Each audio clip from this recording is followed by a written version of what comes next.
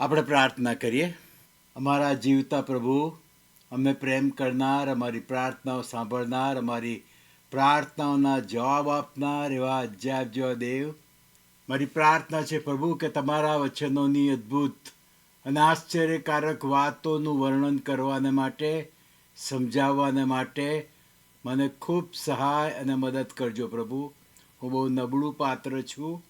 તમે મને બહુ સહાય અને મદદ કરજો. અને એ જ રીતે તમારા વચનોની અદ્ભુત અને આશ્ચર્યકારક વાતોનું ને સમજવાને માટે પ્રભુ, જે લોકો મારો અવાજ સાંભળી રહ્યા છે તેમને તમે સહાય અને મદદ કરજો. તમારા પવિત્ર નામમાં અમારી આ પ્રાર્થના તમે સાંભળી અને સ્વીકાર કરજો. અને અત્યારનો સમય પ્રભુ અમારી મધ્યે બહુ પ્રત્યેકને માટે બહુ જ આશીર્વાદિત સમય બને. તમારી હાજરી અમારી મધ્યે ઉતરી આવે. તમારા હાથનો સ્પર્શ અમારા હૃદય પર પડે પ્રભુ, અને અમે તમારી આગળ ભંગિત થઈએ. પ્રભુ, તમે અમારા માટે જે કંઈ કર્યું છે એને સમજીને તમારી આગળ પ્રભુજી ઝૂકી જવાની કૃપા આમ પ્રત્યેકને આપો. પ્રભુ ઈસુના નામમાં માગું છું. Amen, amen. ગઈકાલે સાંજથી યહૂદી લોકોનું પાસ્ખા પર્વ શરૂ થયું છે અને આખું અઠવાડિયું આવતા સોમવાર સુધી આ પર્વ ચાલવાનું છે. અને આ વખતનું પાસ્ખા પર્વ બહુ જ જુદા જ પ્રકારનું કદાચ હોય એવું લાગે છે. માટે એ વિશે હું થોડુંક કંઈક કહેવા માગું છું. પાસ્ખા પર્વ વિશે અને જે બે ખમીર રોટલી અને જે દ્રાક્ષરસ એ વિશે મેં ગયા પાસોવર વખતે બહુ ડિટેલ્સમાં કીધું હતું, બહુ જ ડિટેલ્સમાં, કે કઈ વસ્તુઓ વપરાય. કારણ કે ઘણા લોકો પ્રભુ ઈસુના લોહીને જગ્યાએ પાણી પીતા હોય છે અને ચાય પીતા હોય છે, એવું બધું કંઈ કરતા હોય છે કે આ તો સિમ્બોલિક છે જે થાય એ. પણ મેં એની ગંભીરતા સમજાવી હતી અને એ જ રીતે રોટલીની ગંભીરતા પણ મેં સમજાવી હતી. બીજી બાબત એ કે આ વખતનું જે પાસઓવર છે એ અને આપણું ખ્રિસ્તીઓનું Good Friday, Easter, Palm Sunday, આ બધું કેમ જુદી જુદી તારીખોએ આવ્યું છે? જુદી જુદી તારીખોએ કેમ? કારણ કે પાસઓવર ઉજવાતું હતું એ વખતે એ લોકો મિસરમાંથી છૂટ્યા હતા. અને પાસઓવર ક્યારે ઉજવવું એ બહુ સ્પષ્ટ માર્ગદર્શન આપણે બાઇબલમાં જોઈએ છીએ. ક્યારે પ્રભુ ઈસુ ખ્રિસ્તને વધસ્તંભે જડવામાં આવ્યા હતા એ બાબત બહુ સ્પષ્ટ છે પાસઓવર વખતે. તો એ જ વખતે ગુડ ફ્રાઈડે બી હોવી જોઈએ ને. કેમ આપણું ગુડ ફ્રાઈડે લગભગ એક મહિનાનો, લગભગ નિયરલી એક મહિનાનો ફરક પડી જાય છે? કેમ આ વખતે પાસઓવર વખતે ગુડ ફ્રાઈડે ને બધું નહોતું? શા માટે? એ વિશે હું થોડું કંઈક કહેવા માગું છું. કારણ કે ઓબિડિયન્સને ઈશ્વર બહુ પ્રાધાન્ય આપે છે બાઇબલની અંદર, અને ઈશ્વરે આપેલા માર્ગદર્શન પ્રમાણે નથી થતું તો એ અનજ્ઞાનકિતપણાનું પાપ પણ ગણાય છે. એક બાબત હું તમે બતાવું. નિર્ગમનનું પુસ્તક તમે ખોલો અને એનો 12મો અધ્યાય, એ આખો 12મો અધ્યાય બહુ જ અગત્યનો અધ્યાય છે અને એમાં બધી જ ઇન્સ્ટ્રક્શન ઈશ્વરે આપેલી છે. હું વાંચું છું નિર્ગમનનું પુસ્તક, એનો 12મો અધ્યાય, 12મો અધ્યાય અને એની પહેલી કલમમાં આ પ્રમાણે લખવામાં આવ્યું છે: આ માસને તમારા માસોમાંનો પ્રથમ ગણવો. યહૂદીઓમાં 2 કેલેન્ડર છે, 2 જુદા જુદા. આપણે તો એક જ કેલેન્ડર છે, રાઈટ, જાન્યુઆરીથી ડિસેમ્બર. પણ યહૂદી લોકોમાં 2 જુદા જુદા કેલેન્ડર છે.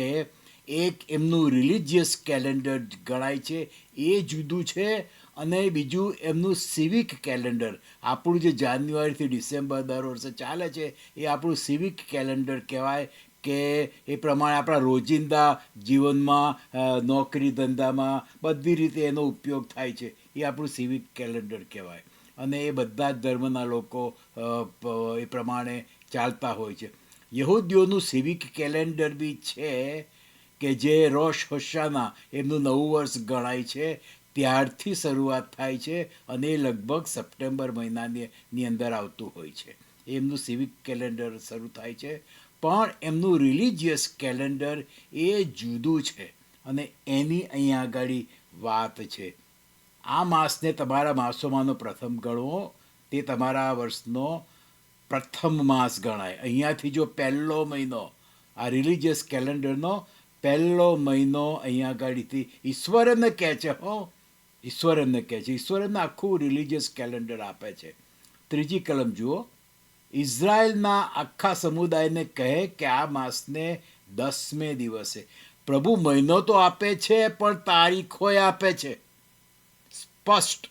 મેં તમને ગયા વખતે જ્યારે આ પાસ્કા પર્વનું સમજાવ્યું હતું, બહુ ડિટેલ્સમાં 1.5 કલાક થયો હતો, ત્યારે મેં કીધું હતું કે ઈશ્વરે નૂહને જ્યારે વાણ બનાવવાનું હતું ત્યારે કેટલી ડિટેલ્સ આપી હતી, ઝીણી ઝીણી ડિટેલ્સ આપી હતી, અને એમાં એણે કોઈ પણ ફેરફાર કર્યો નહીં, કારણ કે ના થાય.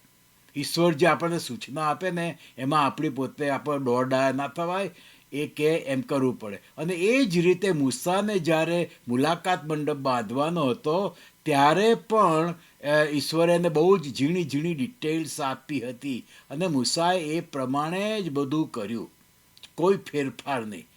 મૂસાએ પોતાની બુદ્ધિ નથી લડાઈ, કીધું તું, ઈશ્વરે કીધું તું એ પ્રમાણે એણે કર્યું. અને એટલા માટે નૂહ અને મૂસા એ બે વ્યક્તિઓને માટે બાઇબલમાં ઈશ્વર પોતે આ પ્રમાણે કહે છે કે ઈશ્વરે જેમ કીધું તું ને એ પ્રમાણે એમણે કર્યું.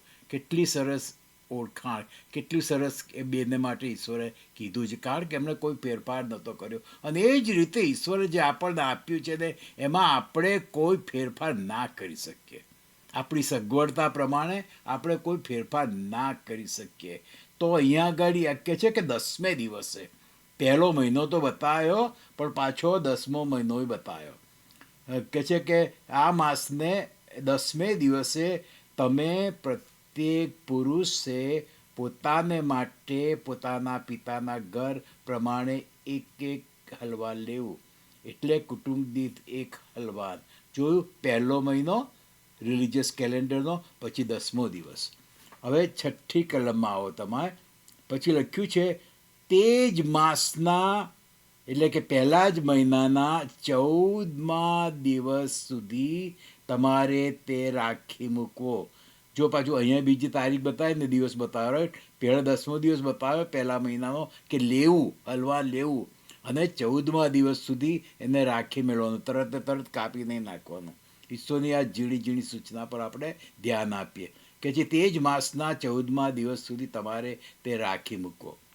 અને ઇઝરાયલની આખી મંડળીના સમુદાયે તેને સાંજે કાપવો. એ કહે છે પાછા, બપોરે નહીં, લંચ માટે નહીં કે સાંજે, કશુંથી સાંજે સ્પેસિફિક ટાઈમ આપે છે એમને, સાંજે તેને કાપવો. મન ફાવે ત્યારે નહીં, સાંજે તેને કાપવો. અને તેના રક્તમાંથી લઈને જે ઘરોમાં તેઓ તે ખાય તેમની બંને 12 શાખો ઉપર તથા ઓત્રગ ઉપર તેને છાંટે. જો આ એમના રક્ષણ માટે ઈશ્વરે લોહીનો એ ઉપયોગ કરવાનો કીધો, હલવાનના લોહીનો, કે જેમ આપણે સારી રીતે સમજીએ છીએ કે પ્રભુ ઈસુ ખ્રિસ્ત દેવનું હલવાન, એમનું લોહી આપણા રક્ષણને માટે છે. પછી 8મી કલમમાં, તેઓ તે જ રાત્રે તે માંસ અગ્નિમાં શેકીને 2 ખમીર રોટલી સાથે ખાય. 2 ખમીર રોટલી સાથે ખાય. આપણે પેલી સવારે બનાવે છે ને રોજ, એ રોટલી નહીં. ઘણા લોકો પ્રભુ ભોજનમાં એનો ઉપયોગ કરી નાખે છે કે જે રોટલી જ છે ને. ના ભાઈ, પ્રભુએ 2 ખમીર રોટલીની વાત કરી છે અને એની પાછળ આત્મિક અર્થો છે, આત્મિક અર્થો છે કે છે 2 ખમીર રોટલી સાથે ખાય, 2 ખમીર રોટલી સાથે ખાય. અને એ સાથે સાથે આ જ વખતે તમને આલ્કોહોલ વગરનો વાઇન એ પણ તમને સ્ટોરમાં મળશે. તો એ બી તમારે લેવો હોય તો લઈ શકો છો, અથવા તો પછી તમે ગ્રેપ જ્યુસ એ બી એક પ્રકારનો.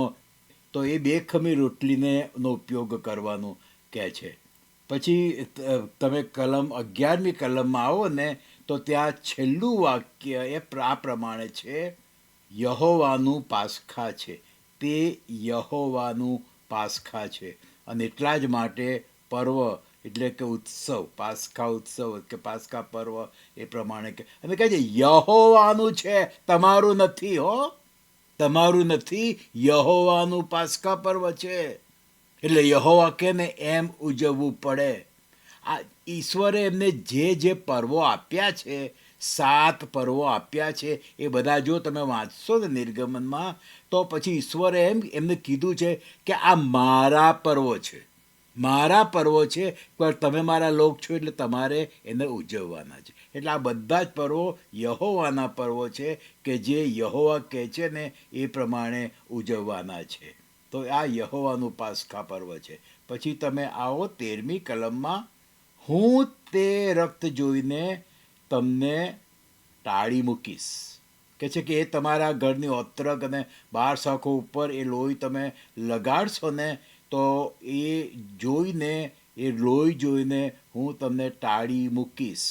કારણ કે આપણે જાણીએ છીએ સારી રીતે કે જ્યારે આ લોકોએ મિસર દેશમાં હતા અને આ રીતે હલવાન કાપ્યું હતું અને લગાડ્યું હતું, ત્યારે એ લોકો બચી ગયા હતા અને એમના દુશ્મનો એટલે મિસ્રી એક કુટુંબમાંથી એક પ્રથમ જનિત વ્યક્તિ મરી ગઈ હતી. આ લોકો બધા જીવ્યા, સલામત રહ્યા હલવાનના લોહીને લીધે. જ્યારે ઊંધું જ થયું કે મિસ્રી કુટુંબમાં એક પ્રથમ જનિત વ્યક્તિને મારી નાખવામાં આવી. પછી શું બને છે, કલમ 14નું છેલ્લું પર્વ લખ્યું છે, તમારે યહોવા પ્રત્યે એનું પર્વ પાળવું.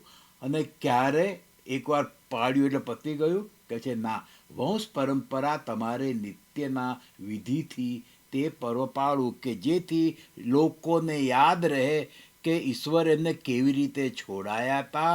અને જ્યારે છોડાયા ને ત્યારે દુશ્મનોના એક કુટુંબમાંથી એક પ્રથમ જનિત વ્યક્તિ મરી ગઈ હતી. અને ઘણા લોકો એવું માને છે કે જ્યારે આપણું ગગનગમન થશે, એટલે કે ઈશ્વર આપણને આ પૃથ્વી પરથી લઈ લેશે ત્યારે, અને ઈશ્વર આપણને અહીંથી છોડાવશે આ પૃથ્વી પરથી અને ગગનગમનમાં આપણે જતા રહીશું, ત્યારે ઘણા સ્કોલર્સનું એવું માનવું છે કે આ પૃથ્વી પર જે અવિશ્વાસી કુટુંબો હશે, પછી નામધારી ખ્રિસ્તી હોય કે પછી કોઈ બી બીજા ધર્મના હોય, દરેક કુટુંબમાંથી એ જ દિવસે એક વ્યક્તિ મરી જશે. ઘણા લોકોને એવું સ્ટ્રોંગલી માનવું છે. અને એ મરી જશે ને એક વ્યક્તિ, ત્યારે એમને ખ્યાલ આવશે કે આપણા એક ઘરોમાંથી કેમ એક વ્યક્તિ મરી ગઈ, જ્યારે ખ્રિસ્તીઓ તો અદૃશ્ય થઈ ગયા, ખ્રિસ્તીઓ અદૃશ્ય થઈ ગયા. અને આ તો જુઓ, આ બધા આ જ પ્રશ્ન જ્યારે પ્રભુ ઈસુ ખ્રિસ્ત ગગનગમનમાં આપણને લઈ લેશે ત્યારે બનવાનો છે. આ લોકોને મિસરમાંથી લઈ લીધા કાઢ્યા બહાર, અને એ વખતે એ બીના બની, તો કે જે એવી જ બીના બનશે જ્યારે ગગનગમન થવાનું થશે ને ત્યારે. એનીવે બહુ સ્ટ્રોંગ માન્યતા છે, આ માનવા જેવી પણ છે, પણ બાઇબલમાં એવું છે લખ્યું નથી, ખાલી આનું વર્ણન જ કરવામાં આવેલું છે. 2 ખમીર રોટલીનું પર્વ 15મી કલમમાં આવો, 7 દિવસ તમારે 2 ખમીર રોટલી ખાવી. એક યહૂદીઓના પર્વ 7 દિવસના હોય છે અને એ લોકો દરરોજ આ 2 ખમીર રોટલી ખાતા હોય છે. હવે તમને નવાઈ લાગશે કે આ આખું અઠવાડિયું પાસ્કા પર્વ એ આપણા ખ્રિસ્તીઓમાં, જેને આપણે દુઃખ સહન અઠવાડિયું કહીએ છીએ, એ પણ 7 દિવસનું હોય છે અને પછી 8મો દિવસ હોય છે. આ પાસ્કા પર્વમાં પણ 8મો દિવસ હોય છે, એ હું દિવાળીને પછી તમને બતાવીશ. 7 દિવસ તમારે 2 ખમીર રોટલી ખાવી. પહેલા જ દિવસથી તમારે તમારા ઘરોમાંથી ખમીર દૂર કરવું. આપણને જ્યારે પ્રભુ ભોજન વિશે કહેવામાં આવ્યું છે ત્યારે આપણને એક્ઝામિન કરવાનું કીધું છે કે આપણે પોતે પોતાની જાતને તપાસીએ અને પછી જેવું કંઈ આપણને લાગે તો માફી માગીએ ઈશ્વરની, પ્રભુ ઈસુના લોહીમાં માફી પામીને પછીથી એ 2 ખમીર રોટલી અને પ્રભુ ઈસુ ખ્રિસ્તનું રક્ત કે જે બી હોય, ગ્રેપ જ્યુસ હોય કે પછીથી નોન આલ્કોહોલિક વાઇન હોય, એ બી આપણે લઈ શકીએ છીએ. તો અહીંયા આગળ એ જ બાબત કહે છે કે 2 ખમીર રોટલી તમારે 7 દિવસ ખાવાની છે. અને આ પાસ્ખા પર્વ વખતે યહૂદી લોકો 7 દિવસ સુધી 2 ખમીર રોટલી ખાય છે. કશું જ એમના ઘરમાં ના હોવું જોઈએ ને, એટલે એ લોકો અગાઉના કેટલાય દિવસથી ઘણા યહૂદી લોકો તો આખો મહિનો ઘર સાફ કરવામાં જ કાઢે છે. ખૂણે ખૂણે ઝીણી ઝીણી જગ્યાએ કશી બી એવી વસ્તુ હોય કે જે ખમીરવાળી હોય તો એને લોકો ફેંકી દે છે. અને પાસ્ખા પર્વ શરૂ થાય ત્યારે એમનું ઘર એ બિલકુલ ખમીર વગરનું કરી નાખે છે. આટલી બધી ઝીણી ઝીણી ડિટેલ્સ આ યહૂદી લોકો રાખીને આ પાસ્ખા પર્વ ઉજવે છે. પછી તમે આવો 15ની કલમમાં છેલ્લા લાઈન આ પ્રમાણે છે: જે કોઈ ખમીરી રોટલી ખાય તે માણસ ઇઝરાયલમાંથી નાબૂદ કરાશે. ખમીરી રોટલી ખાય એ ઇઝરાયલમાંથી નાબૂદ કરાશે. પાઉલ જ્યારે આ વિશે લખે છે, રાઈટ, આપણે પહેલા કોરિન્થીયના પત્રમાં વાંચીએ છીએ, જ્યારે જ્યારે આપણે પ્રભુ ભોજન લઈએ છીએ ત્યારે એ આખો ફકરો, એ પેરેગ્રાફ આપણે વાંચીએ છીએ કે જો સમજ્યા વગર લઈએ તો આપણને કેટલું નુકસાન થઈ જાય. એ જ બાબત અહીંયા આગળ પાસ્ખા પર્વમાં ઈશ્વર યહૂદીઓને પણ કહે છે કે ખમીર રોટલી જે ખાશે ને એ માણસ ઇઝરાયલમાંથી નાબૂદ કરાશે. પહેલા જ દિવસથી તમારે પવિત્ર મેળાવડો કરો અને 7મે દિવસે પવિત્ર મેળાવડો કરવો. એટલે કે શરૂઆતમાં પહેલા દિવસે અને 7મા દિવસે આપણે કશું બી હોય તો શરૂઆતમાં અને અંતમાં ભેગા મળીને, ચર્ચ હોય તો ચર્ચની અંદર મિટિંગ થાય, રાઈટ. ઘણા લોકો 7 દિવસ બી કરતા હોય છે, પણ પહેલા અને છેલ્લા દિવસે તો થાય જ. આ પ્રભુ ઈશ્વરની ઇન્સ્ટ્રક્શન છે યહૂદી લોકોને કે પહેલા દિવસે અને 7મા દિવસે એ લોકો એમનું જે સિનેગોગ હોય ને, સિનેગોગ, ત્યાં આગળ એ લોકો ભેગા મળીને આ પાસ્ખા પર્વ ઉજવે. અને પછીથી આખું અઠવાડિયું એ લોકો એમના ઘરમાં ઉજવે. અને જે છેલ્લું હોય ત્યારે બધા પાસ્ખા પર્વનો જે એકચ્યુઅલી દિવસ હોય કે જ્યારે હલવાન કાપવાનું, ત્યારે બધા યરૂશાલેમમાં આવે અને યરૂશાલેમમાં એનો ઉજવાય. અને એટલા જ માટે પ્રભુ ઈસુ ખ્રિસ્ત અને એના શિષ્યો પણ યરૂશાલેમમાં આવ્યા હતા અને ત્યાં એમણે કઈ જુદી રીતે જ આખું એ પાડ્યું હતું. એ બાબત અહીં જોવા મળે છે.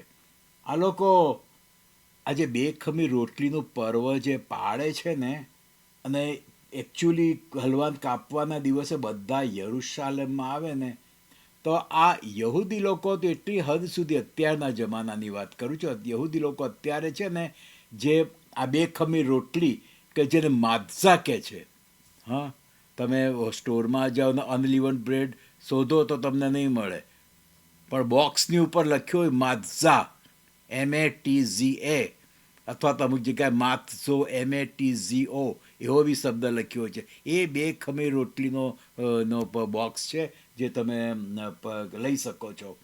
પણ આ લોકો યહૂદીઓ એટલી હદ સુધી જાય છે કે એ લોકોએ યરૂશાલેમમાં જ જવાનું ને પાસ્ખા પર્વ વખતે, તો એ લોકો અત્યારે ખબર છે કઈ પાસ્ખા પર્વ ખાઈ, આજે 2 ખમીર રોટલી ખાય છે?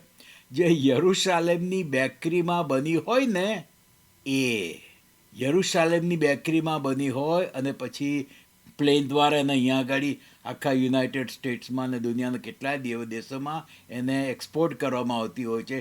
એટલે કે યરૂશાલેમમાં બનાવેલી આ 2 ખમીર રોટલી અને યરૂશાલેમમાં બનાવેલો જે વાઇન જે હોય છે, અમુક લોકો નોન આલ્કોહોલિક વાઇન વાપરે છે, અમુક લોકો આલ્કોહોલિક પણ વાપરે છે, કારણ કે વાઇનની અંદર બહુ જ ઓછું આલ્કોહોલ હોય છે. આપણે જેમ કોઈ બી દવા લઈએ, લિક્વિડ મેડિસિન, તેમાં તમે વાંચશો તો એમાં અમુક પર્સન્ટેજ આલ્કોહોલ હોય છે જ.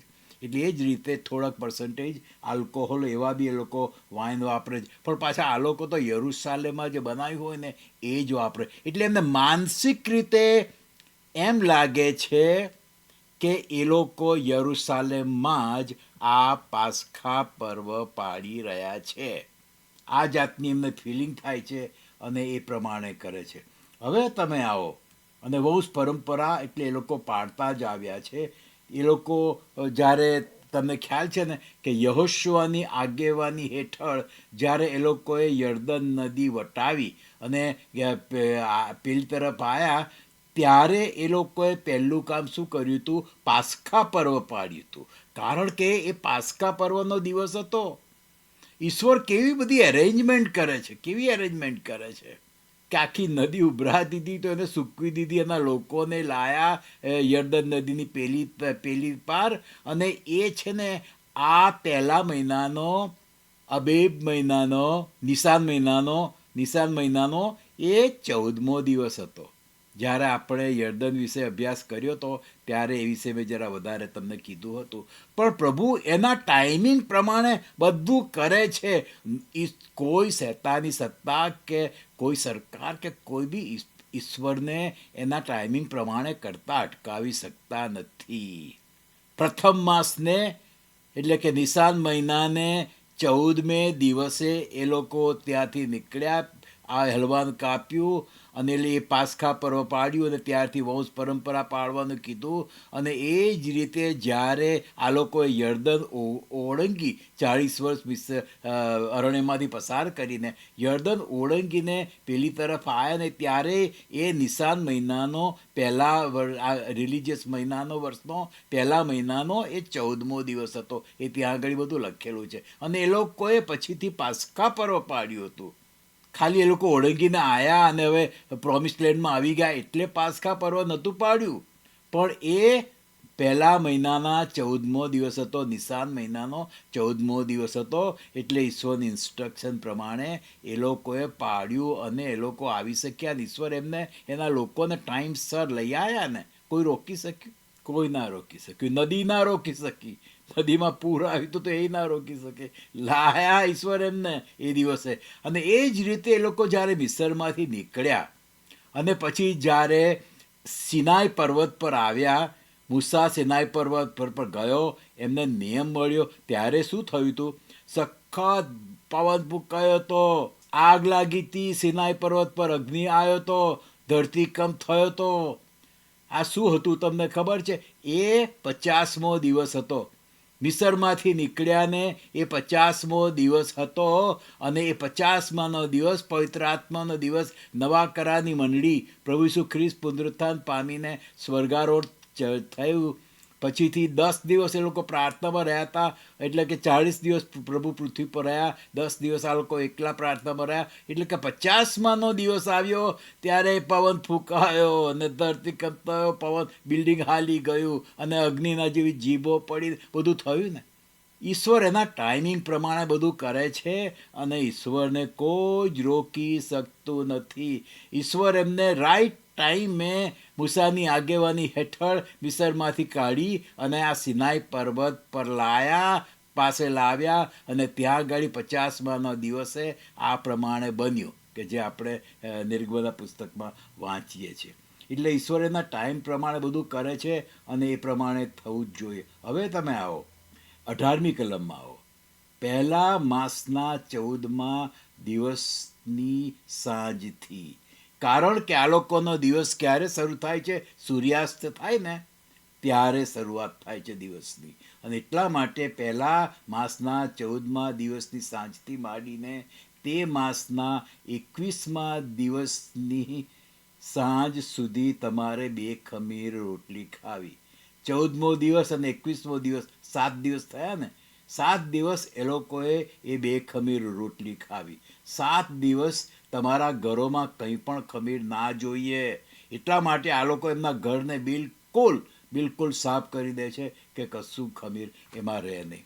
પછીથી કલમ 22મી કલમ અને એનો પાછલો ભાગ તમે જુઓ.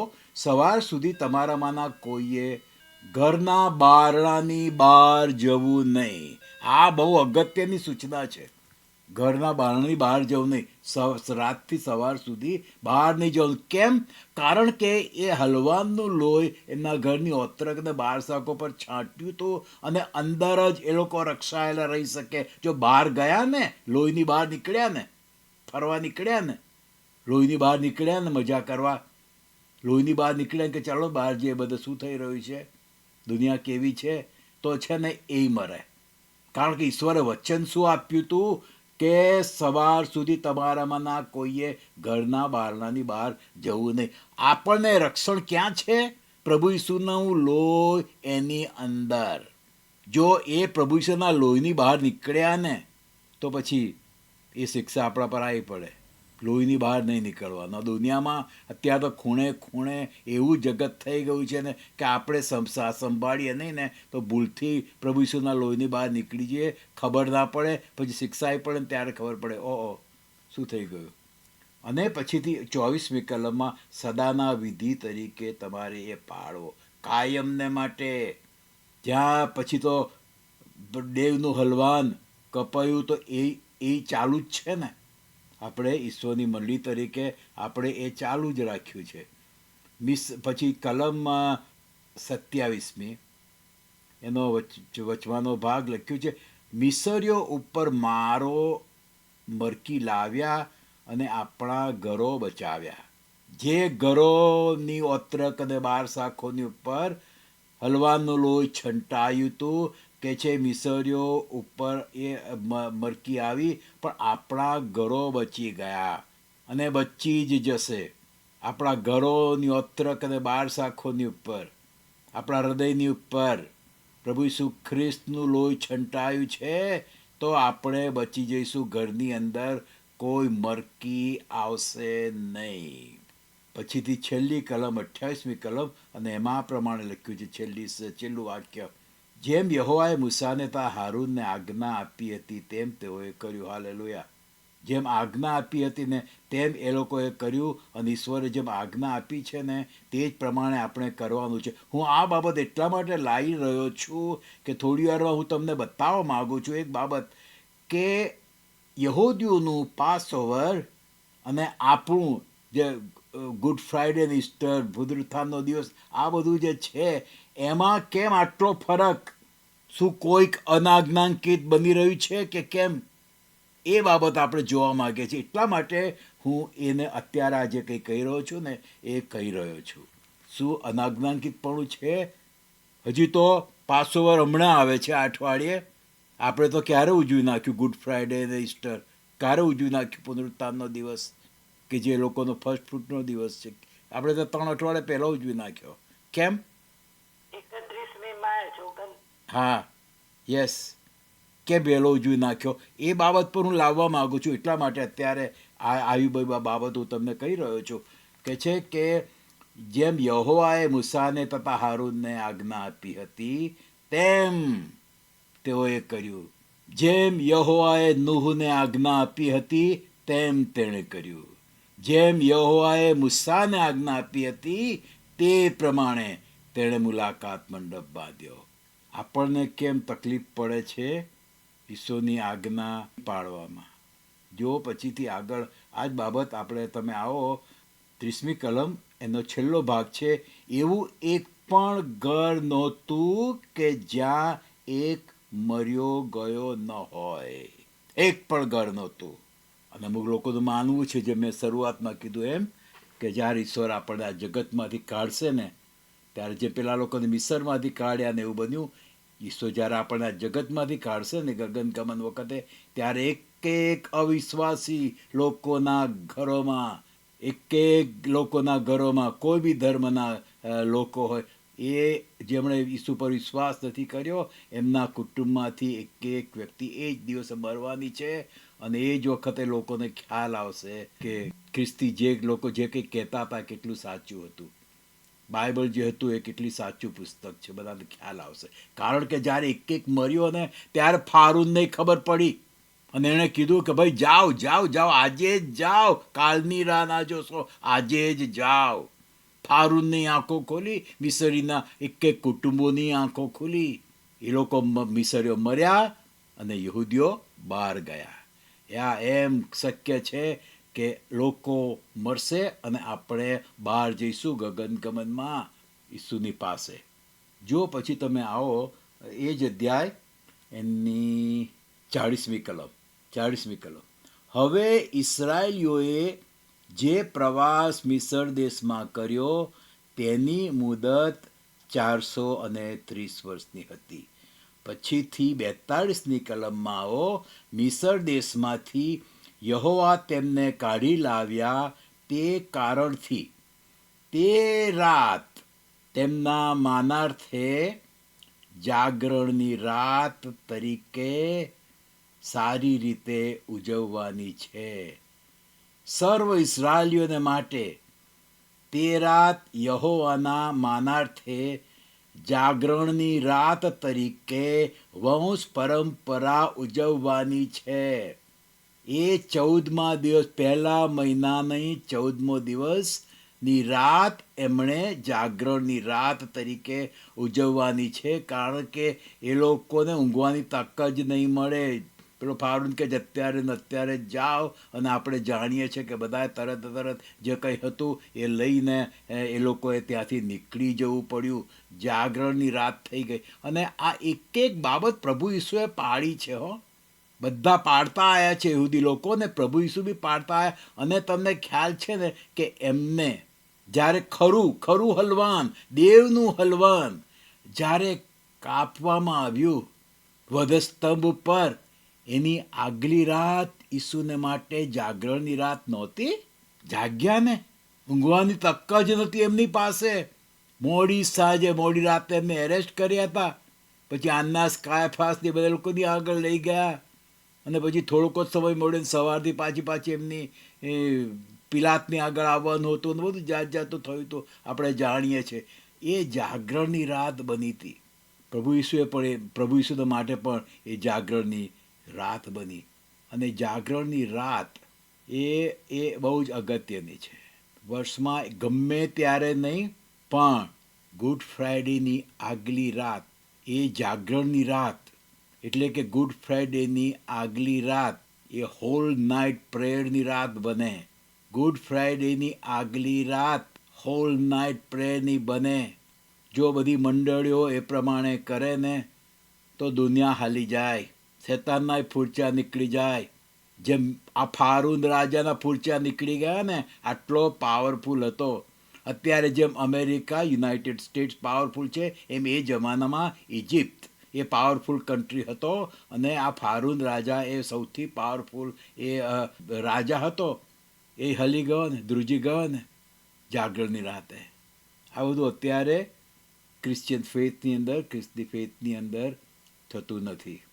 અહીંયા આગળ બીજી બાબત ઇન્સ્ટ્રક્શન છે, જો તમે જુઓ ને તો 46મી કલમ કે છે કે એ જે હલવાન કાપ્યું હતું એનું એકે હાડકું ભાંગવું નહીં. એવી રીતે એને કાપવાનું હતું કે એકે હાડકું ભાંગે નહીં. અને જ્યારે દેવનું હલવાન વધસ્તંભ ઉપર કપાયું ત્યારે આપણે જાણીએ છીએ કે સિપાહીઓ ચેક કરવા માટે આવ્યા, તપાસવાને માટે આવ્યા, તો કે છે એમનું હાડકું ભાંગ્યું નહીં.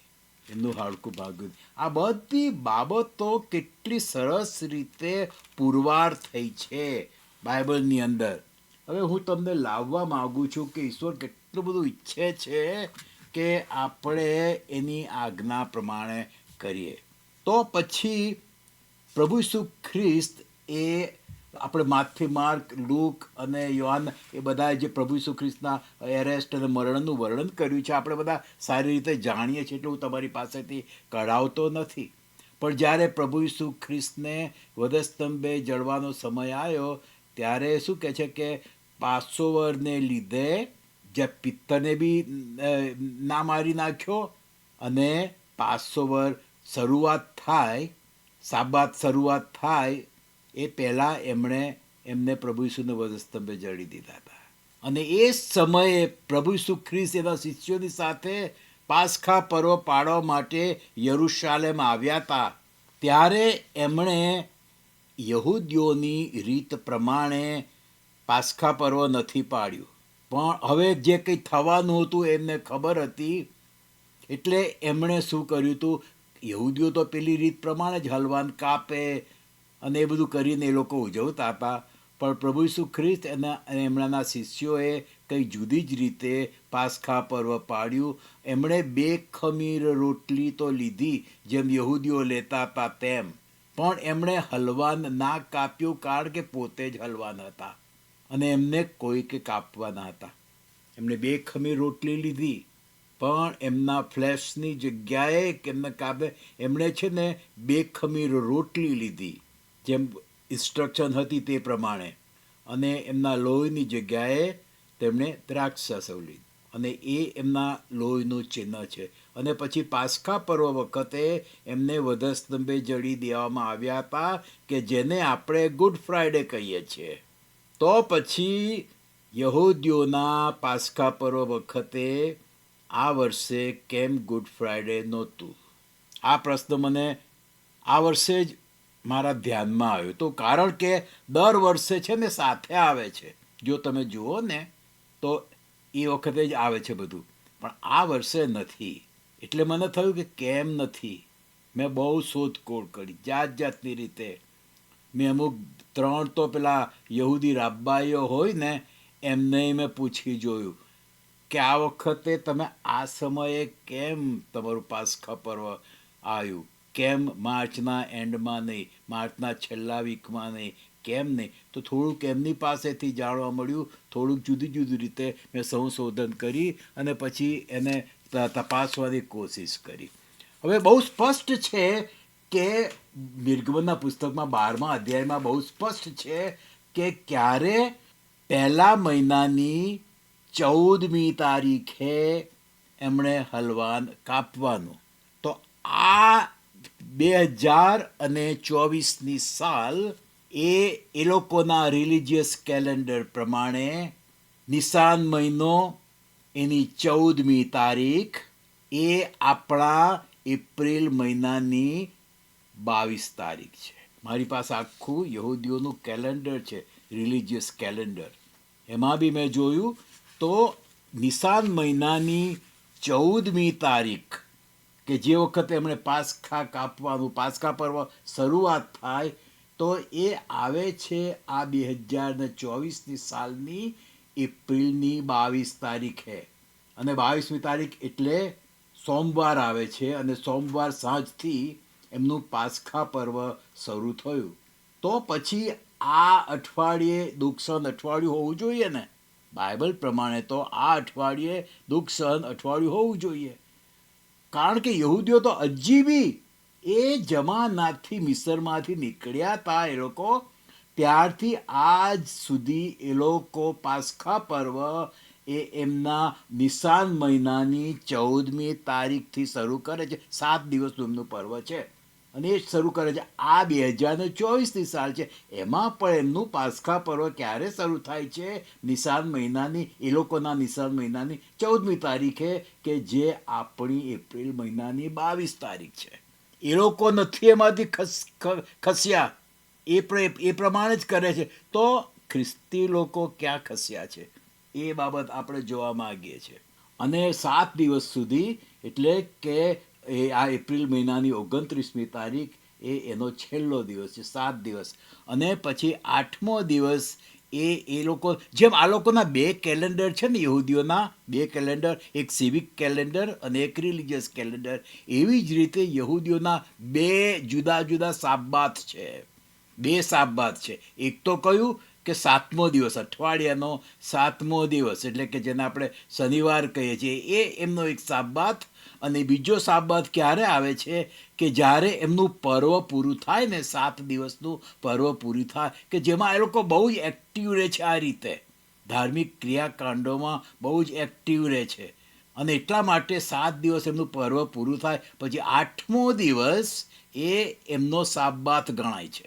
એટલે કે આ પર્વ પૂરું થાય એના પછીનો દિવસ એ લોકો કમ્પ્લીટ રેસ્ટ, જેમ 7મા દિવસે રેસ્ટ લે છે સાબ્બાત દિવસ, એમ આ 8મા દિવસે પણ એ લોકો રેસ્ટ લે છે. અને એ પણ એને એ લોકો સાબ્બાત દિવસ ગણે છે. અને એ રીતે જ ગંભીરતાથી એ 8મો દિવસ એ લોકો પાળે છે. અહીંયા આગળ આપણે જોઈએ, હું થોડીક બાબતો હું તમને બતાવું, તમને નવાઈ લાગશે કે કેમ આવો ફેરફાર છે. એનું કારણ એક રીતે જોવા જઈએ તો એમાં કોનો વાંક કાઢો એ મુશ્કેલ છે. આ સમજવું બધું અઘરું છે. હું બી તમને ટ્રાય કરું છું, કદાચ તમને સમજવું પણ અઘરું પડશે. કારણ કે યહૂદીઓના જે દરેક મહિના હોય છે ને એ 29 દિવસના હોય છે. 30 દિવસના નહીં, 31 દિવસના નહીં. આપણું આપણું જે કેલેન્ડર આપણે વાપરીએ છીએ એ આપણે એને ગ્રેગોરિયન કેલેન્ડર કહેવાય છે. આખી દુનિયામાં એ વપરાય છે, ગ્રેગોરિયન કેલેન્ડર. યહૂદીઓનું જે કેલેન્ડર છે એ લ્યુનાર કેલેન્ડર છે, અને એ બધું મૂન ઉપર, મૂનની મૂવમેન્ટ પર હોય છે. અને ઈશ્વરે એમને સૂચના આપેલી કે ન્યૂ મૂન અને ફૂલ મૂન ત્યારે એમણે શું કરવું. જ્યારે ફૂલ મૂન હોય આ સમયે, ત્યારે એમનું એ શરૂ થાય, પાસ્કા પર્વ શરૂ થાય. અને એટલા જ માટે સાંજે એ લોકો જોતા હોય છે કે ખરેખર ફૂલ મૂન છે કે કેમ. એ હોય ને તો એમનું પાસ્કા પર્વ શરૂ થાય. અને પછીથી ફૂલ મૂન જતો રહે, પછી પાછું નવેસરથી પેલો ચાંદો નાનો થઈ જાય, એ ન્યૂ મૂન કહે છે એ લોકો એને. અને એ પ્રમાણે એમનું આખું કેલેન્ડર છે. અને 29 દિવસ એમના દરેક મહિનામાં આવે છે. તમે વિચાર કરો કે એના કારણે 12 મહિના એ લોકોના અને આપણા 12 મહિના, આપણા તો 30 અને 31, 30 ને 31 હોય છે, એ લોકોના 29 જ હોય છે. અને એટલા માટે એમનું કેલેન્ડર અને આપણા કેલેન્ડરમાં દર 3 વર્ષે ફરક પડે છે. અને દર 3 વર્ષે એ લોકોને શું આવે છે કે જેને આપણે લીપ યર કહે ને, આપણે યર કહીએ છીએ, એ લોકો લીપ મંથ કહે છે. એ લોકોને દર 3 વર્ષે લીપ મંથ આવે છે. જો એમનું કેલેન્ડર અને આપણું ગ્રેગોરિયન કેલેન્ડર એ બે મેચ કરવાના માટે કરવું હોય ને, તો પછીથી એમણે એક એક્સ્ટ્રા મંથ ઉમેરવો પડતો હોય છે. અને એ લોકો દર 3 વર્ષે એક્સ્ટ્રા મંથ એ લોકો ઉમેરે છે. અને આ વર્ષે એ લોકોએ એક્સ્ટ્રા મંથ ઉમેરેલો છે. એટલે એમનો નિસાન મહિનો લગભગ એક મહિનો મોડો આવે છે. આ વર્ષે એ લોકોનું જે છેલ્લો મહિનો જે કહે છે અઢાર મહિનો, એ છેલ્લો મહિનો એને એ થઈ જાય પછીથી બીજો મહિનો એ લોકો એક્સ્ટ્રા આખો મહિનો એડ કરે છે. એટલે એમને દર 3 વર્ષે 13 મહિને એમનું એક વર્ષ થાય છે. અને આ જે 13મો મહિનો જે છે એને એ લોકો 18-2, કારણ કે પેલો 18 મહિનો હતો અને આ એક્સ્ટ્રા ઉમેરવો પડ્યો છે, એટલે એ લોકો એને 18-2 કહે છે. એ આપણો ઇંગ્લિશ વર્ડ હિબ્રુ વર્ડ કહી શકાય, પણ એ લોકોનો રિલિજિયસ વર્ડ જે છે આ વધારાનો મહિનો, એને એ લોકો શાના મેબેરેટ કહે છે. અને એ રીતે શાના મેબેરેટ એટલે કે નવાઈ લાગશે તમને જાણીને કે પ્રેગ્નન્ટ યર. આ એક્સ્ટ્રા મહિનો જે એ લોકો ઉમેરે છે દર 3 વર્ષે, એને એ લોકો શાના મોબેરેટ કહે છે. અને એનો અર્થ થાય છે એ લોકો એને પ્રેગ્નન્ટ યર કહે છે. કેમ પ્રેગ્નન્ટ યર કહે છે? કારણ કે આ વધારાનો મહિનો છે. અને એ આ વધારાનો મહિનો એટલે આશીર્વાદનો મહિનો. એ લોકોનું એવું માનવું છે કે આ લીપ યરમાં એમના મસીહાનું આવું થશે. જેમ પ્રેગ્નન્ટ વુમન હોય પછી એને શું થાય, સમય પૂરો થાય 9માના, એટલે બાળકનો જન્મ આપે છે, વ્યક્તિનો જન્મ આપે છે. એમ કે છે એમનું આ લીપ યર એ મસીહાને નો જન્મ આપશે, એટલે કે મસીહાને આ પૃથ્વી પર એમની મધ્ય લાવશે, એવી એ લોકોની રિલિજિયસ માન્યતા છે. એટલે આ 13 મહિનાનું આ વર્ષ છે એમનું. એટલે આ નિસાન મહિનો એક મહિનો મોડો શરૂ થાય છે. અને એટલા માટે નિસાન મહિનાની 14મી તારીખ એ લોકોના એના પ્રમાણે આ પાસ્ખા પર્વનું અઠવાડિયું છે. ખ્યાલ આવ્યો તમને હું શું કહેવા માગું છું? અને એટલા જ માટે પણ આપણા ખ્રિસ્તીઓમાં આપણે એ એડજસ્ટ નથી કરતા, કારણ કે આપણે ગ્રેગરિયન કેલેન્ડર પ્રમાણે ચાલીએ છીએ. અને એટલા જ માટે લગભગ એક મહિનો આપણું 3 અઠવાડિયા જેટલું જલ્દી આ ગુડ ફ્રાઈડે અને ઈસ્ટરનું આખું જે પર્વ જે છે ને એ આવી ગયું. કારણ કે આ લોકો જેમ એડજસ્ટ કરે છે, કારણ કે આપણે તો દર 30-31 દિવસનો જ મહિનો હોય છે. એટલા માટે પેલા લોકો તો 29 દિવસનો મહિનો, એટલે એ લોકો એડજસ્ટ કરવું પડે. અને એમના મહિનાના એ પ્રમાણે પછી એ લોકો નામ રાખે છે. અને એટલા માટે આ વર્ષે જે ફરક પડી ગયો ને એ જ ફરક પડી ગયો છે. મેં આખું પાસ્ટ ભૂતકાળના જુદા જુદા વર્ષોનું ચેક કરી જોયું કે આપણું ગુડ ફ્રાઈડે અને એમનું પાસઓવર ક્યારે ક્યારે આવે છે. તો મને જોયું કે દર 3 વર્ષે આપણું અને એમનું સરખું નથી આવતું, કારણ કે એ લોકોનું લીપ મંથ આવે છે. આપણે તો લીપ યર જ આવે કે પછી ફેબ્રુઆરીનો એક દિવસ વધારાનો આપણે રાખીએ છીએ, પણ એમનું તો આખું લીપ યર, એ આખો મહિનો જ લીપ યરનો આવી જાય છે, અને એટલા માટે આટલો મોટો ફરક પડી જાય છે. હવે એ લોકોને જે બાબત આપી છે, મહિનાના કેટલા દિવસો અને કયો મહિનો પહેલો, કયો મહિનો બીજો, આ બધું ઈશ્વર એમને આપ્યું છે, અને એ પ્રમાણે એ લોકો ચાલે છે. અને ઈશ્વરે એમને આ 29 દિવસના મહિનાઓ આપેલા છે. જો ઈશ્વરે એમને, અને એમનું વર્ષ કેટલા, આ યહૂદીઓનું જે એક વર્ષ હોય છે ને, કેટલા દિવસનું હોય છે ખબર છે? 353. આપણે 365 દિવસનું એક વર્ષ હોય છે, અને લીપ યર આવે તો 366 દિવસનું એક વર્ષ આવે છે.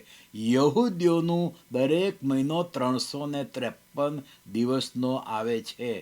હવે એને એડજસ્ટ કરવાને માટે જ્યારે એ લોકો લીપ યર, આ એક્સ્ટ્રા મહિના, વધારાનો મહિનો મૂકી દે છે, આ 18 18 તો હોય જ, પણ 18 એક્સ્ટ્રા મહિનો, એટલે એમના વર્ષના, આ વર્ષે એમના વર્ષના 383 દિવસો છે, 383 દિવસો છે. એટલે એ રીતે એ લોકો એડજસ્ટ કરે છે અને એ પ્રમાણે કરે છે. અને આ વસ્તુ એમને આપી છે, ઈશ્વરે આપી છે આ બધું કરવાને માટે. તમે નિર્ગમનું પુસ્તક અને ગણનાનું પુસ્તકમાં ડિટેલ્સમાં જોવા જાઓ ને, તો જોવા મળશે કે આ જે કંઈ એ લોકો ફેરફારો કરી રહ્યા છે ને, એ લોકો પોતે નથી કરતા. એમને ઈશ્વરે જે ઇન્સ્ટ્રક્શન આપેલી, માર્ગદર્શન આપેલું, એ પ્રમાણે એ લોકો કરી રહ્યા છે. તો એટલા જ માટે એ લોકોનું જે પાસઓવર આવે છે, જો ઈશ્વરે એમને આ બધા દિવસો અને મહિનાઓ આપ્યા છે, ઈશ્વરે એમને સ્પેસિફિક તારીખ આપી છે, સ્પેસિફિક મહિનો આપ્યો છે, તો શું એ સમયે આપણા ક્રિશ્ચિયન ફેથની અંદર એ જ સમયે ગુડ ફ્રાઈડે ના આવવું જોઈએ? આ એક મોટો પ્રશ્ન છે. નથી કેમ આવતું ને, એનું બી હું કારણ તમને કહું. પહેલાં 400 વર્ષ પ્રભુ ઈસુ ખ્રિસ્તના પુનરુત્થાન પછીના પહેલાં 400 વર્ષ જે યહૂદીઓ હતા, શરૂઆતના યહૂદીઓ જે ખ્રિસ્તીઓ થયા હતા, પ્રભુ ઈસુ પર વિશ્વાસ કરનારા થયા હતા, અને બીજા વિદેશો બી એમાં ઉમેરાતા હતા, એ લોકો બી યહૂદીઓ હતા. આપણે જાણીએ છીએ કે પ્રભુ ઈસુના શિષ્યો યહૂદીઓ હતા. અને પછી 50મા દિવસે જે આત્મિક જાગૃતિ પાર્ટી નીકળી, બધું એમાં યહૂદીઓ બધા મોટાભાગના પ્રભુ ઈસુ ખ્રિસ્ત પર વિશ્વાસ મૂકતા થયા, કે લોકો તારણ પામતા હતા. તો એ બધા જે યહૂદીઓ છે ને, એ યહૂદીઓ હતા, એટલે એમના કેલેન્ડર પ્રમાણે, લ્યુનાર કેલેન્ડર પ્રમાણે એ લોકો આ યહૂદીઓના સમયમાં જ આ પાડતા હતા. ગુડ ફ્રાઈડેનો સમય અને ઈસ્ટરનો સમય, ઘણા લોકોને શબ્દ નથી ગમતો, એ પુનરુત્થાનનો દિવસ, એ રીતે એ લોકો છે ને, એ યહૂદીઓના કેલેન્ડર પ્રમાણે જ બધું કરતા હતા. પણ 400 વર્ષ પછી જેમ જેમ બધું વધતું ગયું, ક્રિશ્ચિયાનિટી વધતી ગઈ, અને જેમ બધું સો કોલ્ડ વ્યવસ્થિત બધું થવા માંડ્યું, તો પહેલી કાઉન્સિલ, અત્યારે જેમ વર્લ્ડ કાઉન્સિલ ઓફ ચર્ચિસ છે, રાઈટ, આખા દુનિયાનું, એ લોકો વર્લ્ડ કાઉન્સિલ ઓફ ચર્ચિસ બધા ખ્રિસ્તી ધર્મનું બધું કંટ્રોલમાં રાખે છે. એ લોકો બધું કહે એ પ્રમાણે બધે ચાલ્યા કરે છે. એ જ રીતે શરૂઆતની પહેલી જે હતી વર્લ્ડ કાઉન્સિલ ઓફ ચર્ચિસ, એને કાઉન્સિલ ઓફ નાસિયા કે નિસ્યા, જે બી ઉચ્ચાર કરવો હોય એ કહેવાતું હતું. અને એમાં બધા જે આ ખ્રિસ્તીઓના જે આગેવાનો અને સ્કોલર્સ કે જે બી કોઈ, એ બધાએ એ ટાઈમે નક્કી કર્યું કે આપણે યહૂદીઓના કેલેન્ડર પ્રમાણે ફોલો કરવાની જરૂર નથી. આપણે આપણું જે ગ્રેગેરિયન કેલેન્ડર કે એ પ્રમાણે આપણે આપણા બધા જ તહેવારો ઉજવવા જોઈએ. આપણા બધા તહેવાર તો ક્યાં, નાતાલની તો વાત છે જ નહીં બાઇબલમાં, ક્રિસમસ જેવું કશું, જન્મ છે, પ્રભુ ઈસુ ખ્રિસ્તના જન્મની વાત છે, જન્મની વધામણી છે, પણ ક્રિસમસ શબ્દ નથી, ગુજરાતીમાં નાતાલ શબ્દ નથી, આવું બધું છે, પણ તોય આપણે બધું વાપરીએ છીએ ને ઉજવીએ છીએ. ઇટ્સ ઓકે, કારણ કે આપણે જાણીએ છીએ કે જન્મ તો થયો હતો ને, ગમે ત્યારે થયો, પણ જન્મ તો થયો હતો ને, એટલે એ પ્રમાણે ચાલી રહ્યું છે. એ જ રીતે ફક્ત એક જ પર્વ ઉજવવામાં આવતું હતું એ સમયે, અને તે આ ગુડ ફ્રાઈડેનું.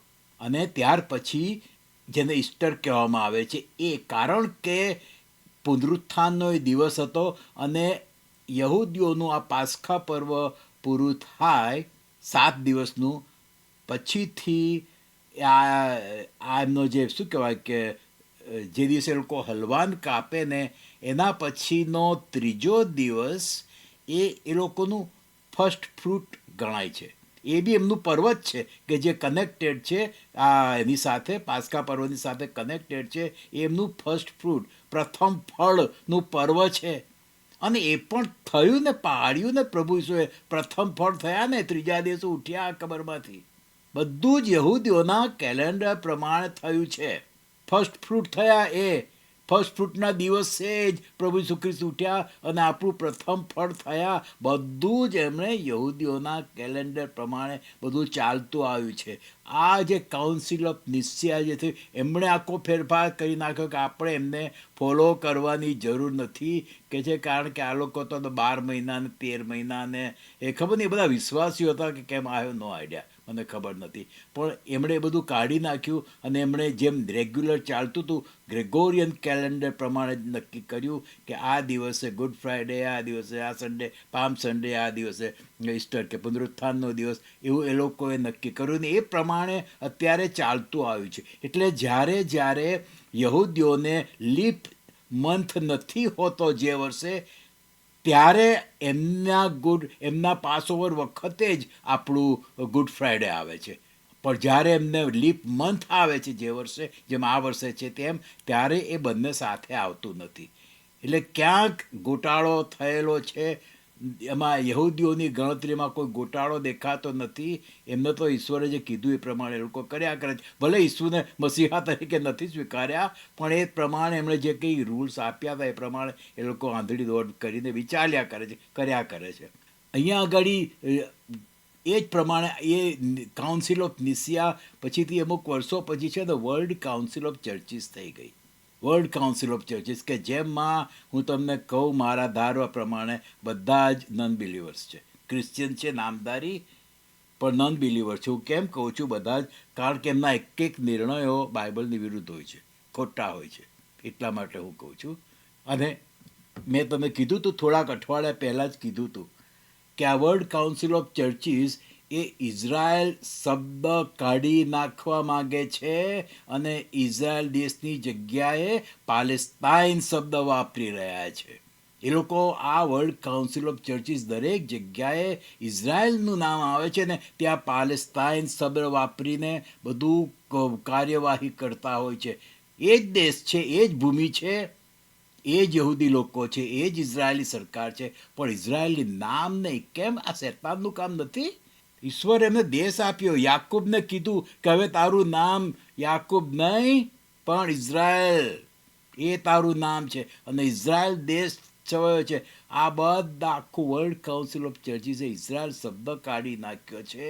અને એટલા જ માટે મારી ભૂલ ના થતી હોય તો માર્ચ મહિનાની અંદર જ્યારે વિશ્વ પ્રાર્થના દિન હતો ત્યારે પ્રાર્થનાઓ તો થઈ નહીં, પણ જે કંઈ વર્ણન કરવામાં આવ્યું દરેક જગ્યાઓએ એમાં ઇઝરાયલનું નામ નિશાન નહીં પણ પાલેસ્તાઇન કે જે પાલેસ્તાઇનનો સિમ્બોલ છે ઓલિવ ટ્રી. અલા ભાઈ, પાલેસ્તાઇનનો નથી, ઇઝરાયલનો છે, પણ શબ્દ વાપર્યો કયો? પાલેસ્તાઇનનો. અને બધા ચર્ચિસમાં, આપણા મેથોડિસ્ટ ચર્ચ કહો કે સીએનઆઈ ચર્ચ કહો, બધા જ ચર્ચિસમાં ગુજરાતની અંદર આનું રીડિંગ થયું હતું અને એમાં ઇઝરાયલ શબ્દ નહોતો, પાલેસ્તાઇન શબ્દ હતો.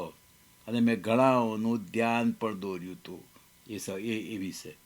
પણ આ બધું ચાલી રહ્યું છે. વર્લ્ડ કાઉન્સિલ ઓફ ચર્ચિસ એ નક્કી કરે ને એ પછીથી દરેક દેશમાં નેશનલ કાઉન્સિલ ઓફ ચર્ચિસ હોય, NCC, એ હોય. એટલે એ લોકો વર્લ્ડ કાઉન્સિલ ઓફ ચર્ચિસ જે બધું નક્કી કરે એ બધું આવે કોની પાસે? એનસીસી પાસે આવે, અને એનસીસી પાસેથી બધા ચર્ચિસની પાસે આવે.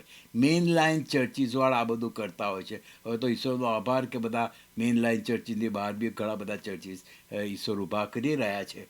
એટલે પણ મેઇન લાઇન ચર્ચિસ એ કમ્પ્લીટલી આ એનસીસી અને ડબ્લ્યુસીસીથી કંટ્રોલમાં છે. અને મેં તમને થોડાક અઠવાડિયા પર કીધું પણ ખરું કે આ જે વર્લ્ડ કાઉન્સિલ ઓફ ચર્ચિસ જે છે કે જેનું હેડક્વાર્ટર્સ ન્યૂયોર્ક સિટીમાં છે, એ લોકોએ આ જે મેં કીધું પાલેસ્તાઈનનું કીધું એ પ્રમાણે એ લોકોએ બીજું શું નક્કી કરેલું છે કે જે પ્રભુ કરે કે આજે આવી જાય, પ્રભુ ઈસુ આજે આવી જાય કે જલ્દી આવી જાય. નહીં તો એટલું ખરાબ આવી રહ્યું છે મેઇન લાઇન ચર્ચિસની અંદર કે ના પૂછો વાત. વર્લ્ડ કાઉન્સિલ ઓફ ચર્ચિસે એવું એ લોકોએ નક્કી કરેલો છે, ઠરાવ પસાર કરેલો છે કે ઈસુ એ દેવનો દીકરો છે, દેવ નહીં. ઈસુ દેવનો દીકરો છે, દેવ નથી. કેટલું જુઠ્ઠાણું! દેવનો દીકરો છે ને દેવ બી છે, એ વિશ્વાસ છે. અને આ જ વસ્તુ આપણા મેઇન લાઇન ચર્ચિસમાં આવશે અને બધા પુલપીટ પરથી કહેવામાં આવશે, બધાને લોકોના માઇન્ડમાં ઠસાવવામાં આવશે. આ જેમ પાલેસ્તાઈન ઇઝરાયલનું ઠસાઈ દીધું છે ને બધાને લોકોના, હા, એ જ રીતે ઠસાઈ દેશે પુલપીટ પરથી કે ઈસુ દેવનો દીકરો છે, દેવ નથી. આટલી હદ સુધી ત્યાં આગળ આવી રહ્યું છે. અને એ જ રીતે બીજી એક વસ્તુ આવી રહી છે કે આપણે પૂતળાઓનું ભજન નથી કરવાનું, પૂતળાઓનું મૂર્તિઓનું ને પ્રાર્થના નથી કરવાની, પણ મૂર્તિઓ તો રાખવાની. જેમ કેથોલિક લોકો રાખે છે ને એમ મેઇન લાઇન ચર્ચિસમાં ચર્ચ બિલ્ડિંગ હોય ને બધું, હા, ચર્ચ બિલ્ડિંગની આગળ મરિયમનું પૂતળું આવી જશે. જોજો તમે, પ્રભુ જલ્દી નહીં આવે ને તો આ બધા ચર્ચિસ બિલ્ડિંગની આગળ જો કેથોલિકમાં હોય છે ને આગળ મરિયમનું પૂતળું આવે છે ને એવું આવશે. અને બિલ્ડિંગની અંદર બીજા પૂતળાઓ આવી જશે કે આ પિત્તળનું પૂતળું છે અને આ માથીનું પૂતળું છે, એવું જાત જાતનું બધું આવી જશે. કેમ? કારણ કે ડબ્લ્યુસીસી વર્લ્ડ કાઉન્સિલ ઓફ ચર્ચિસે નક્કી કર્યું છે અને ધીમે ધીમે આ બધું ઘુસાડવાનું છે. અને એટલા જ માટે હું માનું છું કે પ્રભુ ઈસુ ખ્રિસ્ત બહુ જલ્દી આવી રહ્યા છે. આ પરિસ્થિતિ છે પાસઓવર અને ઈસ્ટરની, આ ગુડ ફ્રાઈડેની આ બાબતની મેં તમને સમજ આપી. પૂરેપૂરી કદાચ સમજ નથી આપી શક્યો, ઘણું બધું કહી શકાય આ વિશે, પણ મેં તમને ટૂંકમાં સમજાવી દીધું કે એ લોકોનો લીપ મંથ આવે અને એમાં 1 મહિનો ઉમેરાય ઈશ્વરની સૂચના પ્રમાણે. આ બધું લખ્યું છે નિર્ગમન અને ગણનામાં. એટલે એ લોકો પછી કરે છે અને પછી તેમનું આખો મહિનો પાછળ જાય છે. એટલે પછીથી નિશાનના 14મા તારીખે જ એ લોકો તો બધું કરે છે. પણ આપણે લોકો એમને ફોલો કરતા નથી. આપણે ઈશ્વરની આજ્ઞા પ્રમાણે કરી રહ્યા નથી. આપણે તો આ ડબ્લ્યુસીસી કહે છે ને એ પ્રમાણે કરીએ છીએ. આપણે તો આ ગ્રેગોરિયન કેલેન્ડર એ બિલકુલ સેક્યુલર કેલેન્ડર છે. દુનિયાના બધા દેશોમાં એ વપરાય છે, જાન્યુઆરીથી ડિસેમ્બર. સેક્યુલર કેલેન્ડર છે અને એ પ્રમાણે આપણે ખ્રિસ્તી લોકો બધા ચાલી રહ્યા છે. આ યહૂદીનું કેલેન્ડર તો ઈશ્વરે એમને આપ્યું છે અને આપણે પ્રભુ ઈસુ પર વિશ્વાસ કરીએ તો એ એક ઈશ્વરે આપેલા કેલેન્ડર પ્રમાણે આપણે ચાલવું જોઈએ, એવી મારી અંગત સ્ટ્રોંગ માન્યતા છે. અહીંયા આગળ આ એમ કહેશે કે ભાઈ એ તો યહૂદીઓના માટે છે, આપણે તો ખ્રિસ્તીઓ છીએ, પણ આપણો દેવ છે ને એ જ દેવ છે. અને હું તમને બતાવું, તમે આવો રોમિયોનો પુસ્તક એનો 2 અધ્યાય. આપણે યહૂદીઓની કેલેન્ડર ફોલો કરવું કે ના કરવું એ એક મોટો પ્રશ્ન છે. હું માનું છું કે કરવું જોઈએ, પણ તો દરેકની બાબત છે. રોમન પત્ર એનો 2 અધ્યાય અને એની 28 અને 29 કલમ હું વાંચવા માગું છું. રૂમી 2:28 અને 29. શું લખ્યું છે એમાં? પાઉલ લખે છે, કેમ કે જે દેખીતો યહૂદી તે યહૂદી નથી, અને જે દેખીતી રીતે દેહની સુન્નત તે સુન્નત નથી, પણ જે આંતરિક યહૂદી તે જ યહૂદી. આંતરિક યહૂદી એટલે કોણ? કે અંતરમાં પ્રભુ ઈસુ ખ્રિસ્તને પ્રભુને તારનાર તરીકે જેમણે સ્વીકાર્યા છે એ. આજે હિન્દુ લોકો કે મુસલમાન લોકો પ્રભુ ઈસુ ખ્રિસ્ત પર વિશ્વાસ કરે અને બચી જાય, પછી એ લોકો એના એ જ કહેવાય, હિન્દુ જ કહેવાય કે મુસલમાન જ કહેવાય? કે એ લોકો પોતાના નથી કહેતા ક્રિશ્ચિયન. આખું બધું બદલાઈ જાય છે. એ લોકો પોતાના પછી મુસ્લિમ નથી કહેતા. હા, મુસ્લિમમાંથી ક્રિશ્ચિયન થયા, હિન્દુમાંથી ક્રિશ્ચિયન થયા, એ બધી જાતનું કહે છે. આપણે જ્યારે અંતરમાં પ્રભુ ઈસુને સ્વીકાર્યા ત્યારે આપણે આંતરિક યહૂદી, આપણે ખરા યહૂદી બન્યા છીએ. અને ખરા યહૂદી તરીકે આપણે ખરી તો આપણે કહીએ જ, આ લોકો મેં કીધું કે મુસલમાન હોય કે મુસ્લિમમાંથી ખ્રિસ્તી થયા, હિન્દુ હોય તો હિન્દુમાંથી ખ્રિસ્તી થયા, એમ આપણે ખ્રિસ્તીમાંથી યહૂદી થયા છીએ. આપણે ખ્રિસ્તીમાંથી યહૂદી થયા છીએ. પ્રભુ ઈસુ ખ્રિસ્ત જ્યારે આવશે ને ત્યારે યહૂદી લોકોને લેવાના માટે આવવાનો છે. અને એમાં આપણને લઈ જશે, કારણ કે આપણે ઈશ્વરની નજરમાં આપણે યહૂદી છીએ. ભલે આપણે પોતાને ખ્રિસ્તી કહેવડાવતા હોઈએ, યહૂદી ના કહેવડાવતા હોઈએ.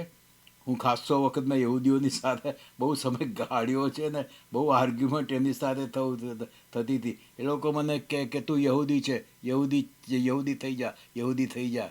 મેં કીધું હું ઓલરેડી યહૂદી છું. મેં કહેતો હતો કે હું ઓલરેડી યહૂદી છું. ના ના ના, તો you are a Christian, you are not Jew. કીધું ના, આઈ એમ અ જ્યુ, આઈ એમ અ જ્યુ. અને પછી એમને આ બધું કાઢીને બતાવતો હતો કે જો તમે યહૂદી હોય તો ઈસુને ના માનો દેવ તરીકે. મેં કીધું ખરા યહૂદી હોય ને એ જ માને ઈસુના દેવ તરીકે, અને એ જ ખરા યહૂદી છે. એટલે આપણે હકીકતમાં તો યહૂદી છે. ભલે આપણે પોતાની જાતને ખ્રિસ્તી કહેવડાવીએ છીએ, પણ આપણે તો યહૂદી છે. આંતરિક રીતે આપણે ઈશ્વરને સ્વીકાર્યા છે. આપણે લોકોએ બી ઈશ્વરની આજ્ઞા પ્રમાણે યહૂદી કેલેન્ડરને ફોલો કરીને એમની સાથે જ્યારે પાસ્કા પર્વ છે એ જ ટાઈમે આપણું દુઃખસન અઠવાડિયું હોવું જોઈએ. એ જ ટાઈમે દુઃખસન અઠવાડિયું હોવું જોઈએ. ભલે લીપ મંથ ને એવું બધું ચાલ્યા કરે છે, પણ બધી ઈશ્વરની ઇન્સ્ટ્રક્શન પ્રમાણે જ એ લોકો કરી રહ્યા છે. તો આ અઠવાડિયું આપણું દુઃખસન અઠવાડિયું હોવું જોઈએ, પણ નથી. કારણ કે આપણે ઈશ્વરની આજ્ઞા ફોલો નથી કરતા. આપણે WCCને ફોલો કરીએ છીએ, વર્લ્ડ કાઉન્સિલ ઓફ ચર્ચિસને ફોલો કરીએ છીએ. અને વર્લ્ડ કાઉન્સિલ ઓફ ચર્ચિસ કોને ફોલો કર્યું? કાઉન્સિલ ઓફ નિસિયા, કે જે પ્રભુ ઈસુ ખ્રિસ્તના પુનરુત્થાન પછી લગભગ 400 વર્ષ પછી એની સ્થાપના થઈ હતી, અને એ લોકોએ બધા કાળા દોડા કર્યા હતા. એટલે એ જ બધું ચાલી રહ્યું છે. કેટલી બધી સિમિલારિટી આવી રહી છે કે ના પૂછો વાત. અને એટલા જ માટે આપણે પૂરેપૂરા તૈયાર થઈ જઈએ, બિલકુલ તૈયાર થઈ જઈએ. આપણા હૃદય ઉપર ઈશ્વરના હલવાના લોહીને છાંટેલું હોય એ આપણે જોઈએ. આપણા એક કુટુંબીજનો પ્રભુની પાસે આવી જાય એ આપણે ખાસ આપણી પ્રાર્થના હોય. અને ઇઝરાયલને માટે અત્યારે એ કપરા સમયો દિવસ પસાર થઈ રહ્યા છે, અને એ રહેવાના જ છે. પ્રભુ ઈસુ ખ્રિસ્ત પાછા આવશે ત્યાં સુધી એ પ્રમાણે જ રહેવાનું છે. હવે એમાં કોઈ ફેરફાર થવાનો નથી.